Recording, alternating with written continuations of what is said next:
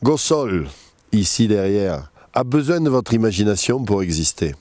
Eh oui, parce qu'il n'y a plus que des ruines autour de cet ancien château.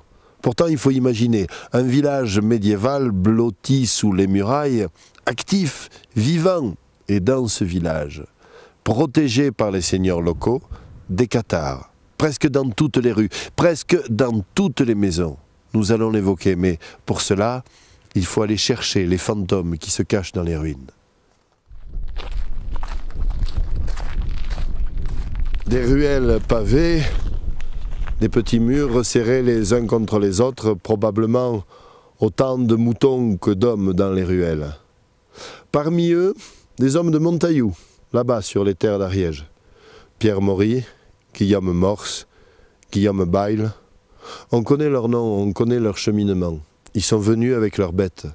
Ils estivent, là, dans ces montagnes. Ils se cachent aussi.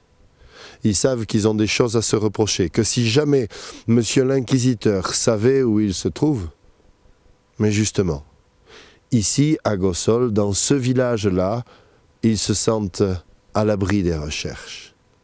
Pas pour rien. Elle s'appelait Maria Poca. Elle était de Gossol, quelque part dans ce village. Elle a dû, comme tant d'autres, aller témoigner devant le tribunal d'inquisition. Elle a des mots clairs, évidents, elle le dit. Dans ce village de Gossol, il n'y avait pas une maison qui n'ait vu passer des hérétiques.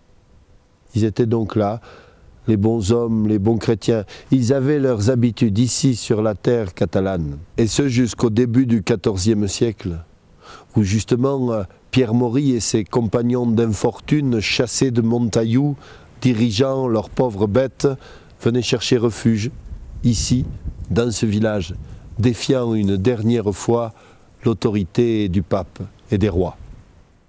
Ainsi donc, c'est la fin. La fin d'un monde, la fin du catharisme, au bout de ce chemin. Bien sûr, un peu plus loin, vers Berga. Mais au fond, qu'est-ce que ça change? Les derniers cathars, c'est ici.